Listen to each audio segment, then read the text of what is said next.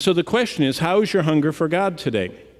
What we've already seen from verse 6 down through 13 is all about fasting. And we studied this since last March.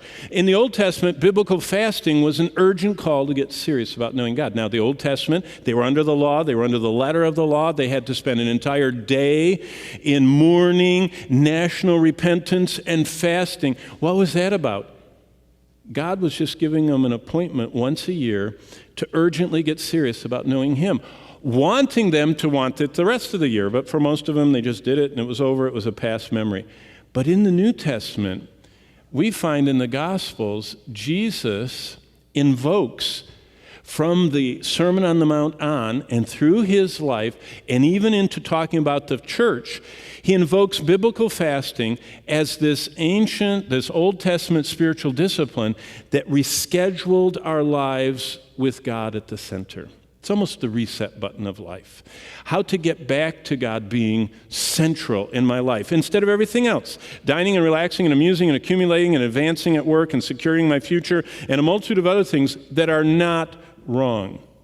There's nothing wrong with being the number one anything in the world, unless it's deadly to your intimacy with God. And if securing the future or advancing in your company or relaxing or dining or amusing yourself impacts knowing God at the center of my life, then that needs to be fasted from till God gets back to where He deserves and belongs. So what do we see in the early church? Well, in the book of Acts, we see the early church reflected in the fact that flows into the epistles that biblical fasting shaped their lives, most prominently Paul. You want to know how Paul stayed on track with all the adversity and all the struggle and everything he went through? He said, I fast more than all of you. He says, I have to reset to God at the center of my life more than anybody else. And biblical fasting shaped their lives.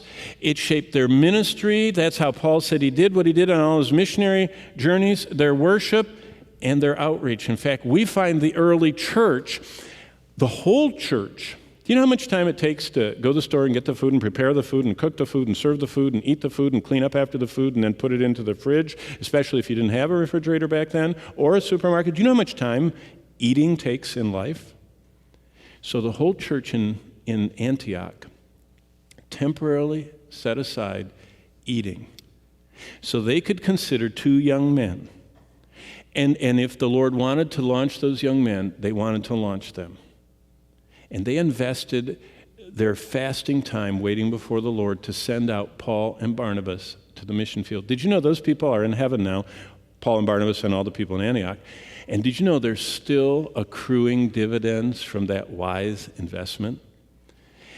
This week, Bloomberg said the most producing stock over the last 40 years or 30, I don't remember, 40, wasn't anything you thought. It wasn't Cisco or Google or Apple that dropped so much this week or anything else. It was some obscure railroad stock. Railroad? I didn't even know we still had those, This is the information world. And it said $1 invested in that railroad was way more than $100. It had grown 10,000%, 100-fold. And I thought about, I wonder how much the dividend is on sending out Paul. Aren't you glad you missed the meal to pray with the church for that in eternity, those people? And then in the early church, a hunger for God was a powerful way that they yielded every part of their life to God's supremacy. I mean, after they got done with all that stuff, they were still saying, Lord, is there anything that's out of conformity with your supremacy in my life? Because I want everything in my life to conform to you being supreme. And the crucible where that forging of the life took place was in this fasting time. And so the conclusion is biblical fasting, we saw for week after week, is an immediate way we declare our allegiance to God's way.